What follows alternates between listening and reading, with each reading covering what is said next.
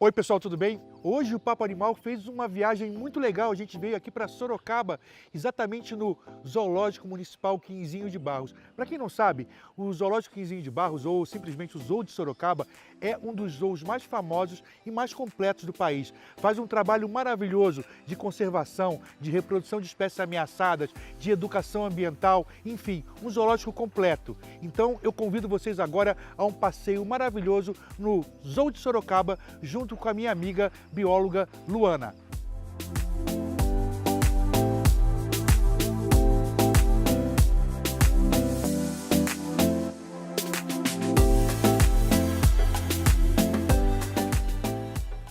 Bom, pessoal, eu estou aqui com a minha amiga Luana. Luana é a bióloga responsável pelo departamento de aves aqui do Quinzinho de Barros, do Zoológico de Sorocaba, né, Luana? Isso aí. Luana, agora é uma época muito feliz para a gente e ao mesmo tempo nem tanto, porque é uma época que intensifica a reprodução das aves de natureza, né? Exatamente. Então, chegou a primavera, a bicharada começa a reproduzir. E aí o que acontece? O zoológico acaba recebendo, por diversas situações, bebês órfãos, né? Isso. Então, de repente, bicho que caiu do ninho ou que aconteceu algum incidente, né, alguma coisa, então a gente acaba recebendo vários filhotes nessa época do ano. Agora a gente fala que é época principalmente das corujinhas, tem bastante.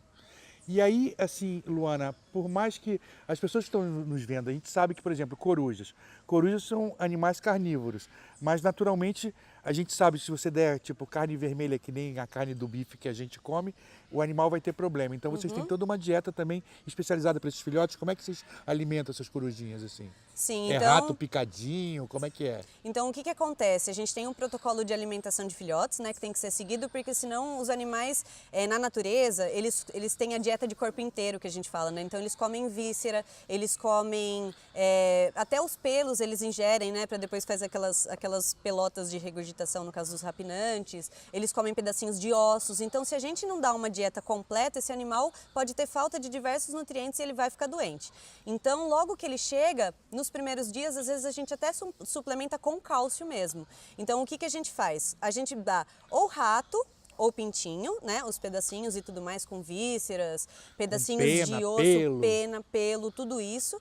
E se a gente dá a carne, a gente coloca um suplemento vitamínico que tem já aí uma série de nutrientes que o animal precisa. Bacana.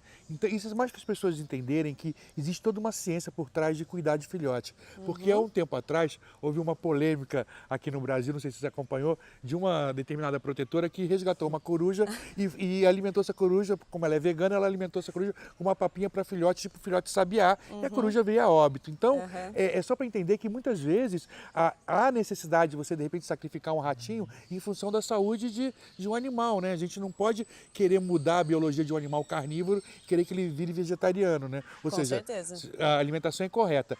E a preocupação tua de fazer exatamente essa alimentação correta, com ratinhos picados, ou com carne suplementada, ou com pintinho em pedacinhos e tal, é exatamente porque a ideia é que essas corujinhas retornem para a natureza. Sim, são animais de vida livre e que são da nossa região, né? Que é uma coisa muito importante de ser dita.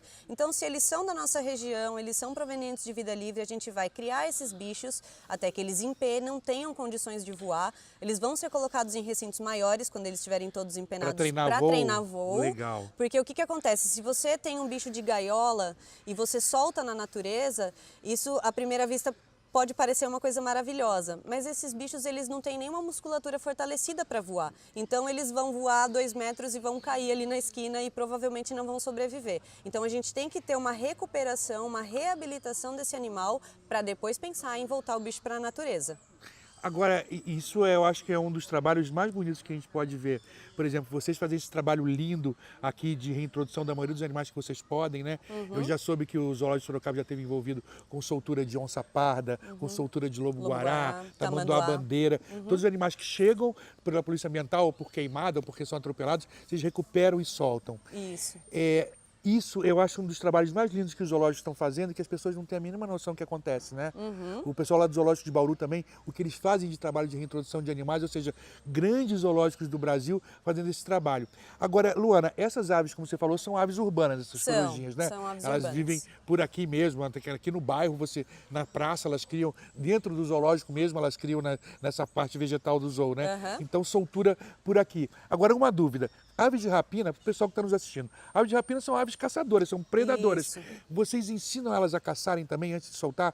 Vai colocar presa viva, tipo ratinho, inseto, para elas aprenderem a fazer o bote e caçar, para depois serem soltas? Também tem essa preocupação? Então, o que acontece, né? Essas pequenas corujas, elas comem bastante inseto, então a gente pode fazer com grilo, com barata, esse tipo de coisa. E em relação às presas vivas, hoje existe, né, preconizado mundialmente em relação ao bem-estar, que o fornecimento de presas vivas é justamente utilizado nesses casos. Reabilitação de bicho. Para caça, Para né? caça, né? Reabilitação de caça para os bichos, ou em casos de animais com apetite muito seletivo porque estão se recuperando de alguma doença e tudo mais. Então a gente pode fazer, ou a gente pode até criar uns outros artifícios, tipo amarrar com uma cordinha aí, puxando, dar um movimento nessa carne ou no pedacinho de presa abatido. Então a gente utiliza vários artifícios para que esse animal fique apto para voltar a caçar.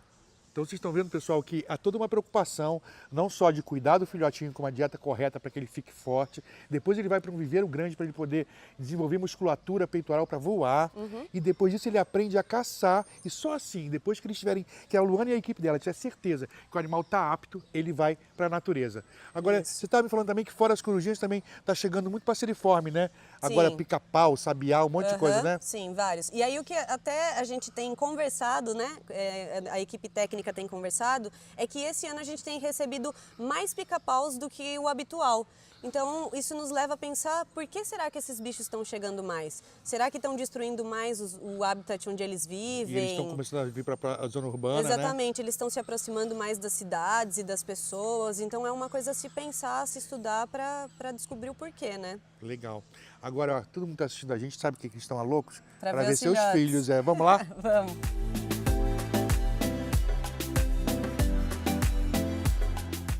Bom, Luana, a gente está aqui agora na sala dos seus bebês, né? Isso. Aqui nós temos basicamente só aves, tem um réptilzinho, outro. Bom, eu não quero te atrapalhar porque eu sei que a galerinha está com fome. Fica Tá. à vontade aí. Então vamos alimentar as corujinhas agora. Essa é aquela corujinha que a gente chama de caburezinho, corujinha de orelha, que é bem urbana, né? É a corujinha do mato, né? Que é a Megascopus coliba, que é o nome científico dela. Então, enquanto elas são bem pequenininhas, a gente dá os pedacinhos de carne ou de pentinho de rato. Aqui a gente tem a carninha com aminomix, que é o suplemento, né? Vitamínico e tudo mais. E a gente vai dando na pinça até que elas aprendam a comer sozinhas no Que pote. bonitinha, nenenzinha. Olha pra câmera. Vou fazer assim.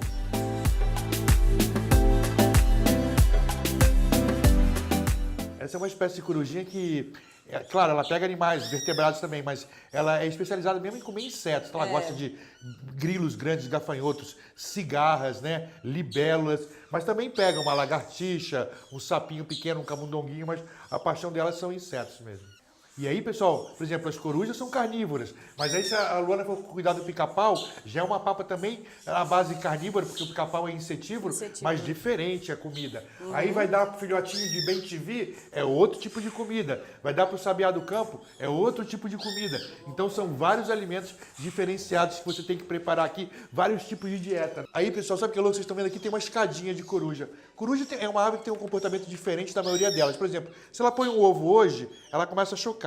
Daqui a 3 dias ela põe outro ovo e começa a chocar. Ou seja, vão nascer corujinhas em tempos diferentes. Então você olha num ninho de coruja, tem desde corujinha pequenininha, irmã, até uma já quase grandona empenada, que é a que está mais velha que foi o primeiro ovo que foi colocado. Então, você olha um ninho de coruja, parece uma creche, uma criança de cada tamanho, mas na verdade são todos irmãos. Então, tá vendo, gente? Tem toda essa coisa de evolução aqui, a gente tá vendo bem.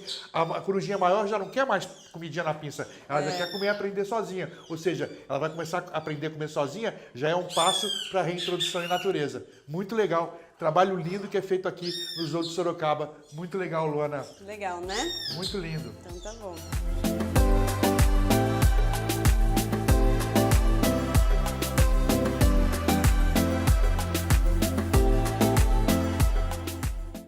Bom, pessoal, aquela corujinha, aquela família de corujinhas que ela cuidou é uma outra espécie. Essa já é uma corujinha diferente. Você repara que tem um olho bem amarelo. Essa é uma coruja, inclusive, olha só como a natureza tem suas exceções. Você acredita? Essa é uma coruja que voa de dia. É normal você ver ela em atividade durante o dia. As pessoas pensam que toda coruja é noturna. Nem todas. Algumas são diurnas e crepusculares e outras são exclusivamente noturnas. E essa é uma que você vê, tudo que é poste de pasto, elas estão paradas lá tomando conta, e elas chamam de coruja buraqueira porque ela não vive nas árvores como as outras. Ela vive no solo e faz uns buracos no chão e cria os filhotinhos dela embaixo da terra, tipo um tatu, assim. Então é uma coruja buraqueira porque ela vive nos buracos. É uma outra espécie. É a tenicuniculária. E é um bichinho muito legal. Vocês reparem uma coisa, essa já está com asinha também, que nem a Luana falou. Então ela já está mais chata para comer. Por quê?